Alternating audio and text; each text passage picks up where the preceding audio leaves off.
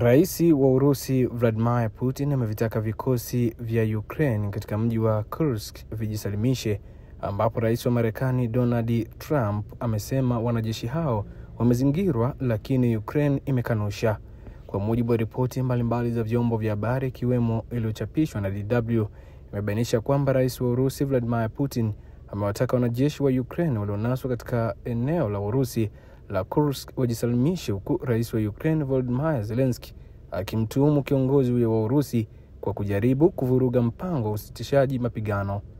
Rais wa Marekani Donald Trump amehimiza kwamba Putin ayaokoe maisha ya vikosi vya Ukraine, huko akisema mjumbe wake maalum amefanya mazungumzo yenye tija na kiongozi wa Urusi kuhusu pendekezo la kusitisha mapigano kwa kipindi cha siku 30.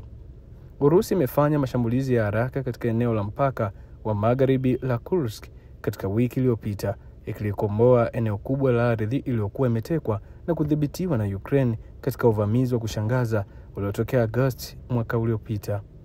Kushindwa kwa mjini Kursk kutakuwa pigo kubwa kwa mipango ya Ukraine kutumia udhibiti wake katika eneo hilo kama karata kwenye mazungumzo ya kutafuta amani kufuatia vita vilivyodumu kwa miaka 3.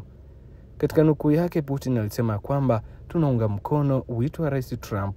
Putin alisema katika matamshi yake kupitia runinga ya Urusi, kama wataweza kuweka silaha zao chini na kujisalimisha, watahakikishiwa maisha yao na kufanyiwa vitendo vya heshima.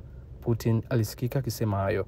Rais wa Marekani Trump alisema maelfu ya vikosi vya Ukraine vimezungukwa kabisa na jeshi la Urusi na wako katika hali mbaya na ya hatari. Hizi ni ripoti juu ya mzozo unaoendelea baina ya Urusi pamoja na Ukraine, huku Marekani ikiwa kama sehemu ya upatanishi wa mazungumzo ya kusitisha kwa mapigano hayo ya mzozo uliozuka takriban miaka 3 iliyopita. Mimi natumika ndaba, tuungane kujua mengi zaidi.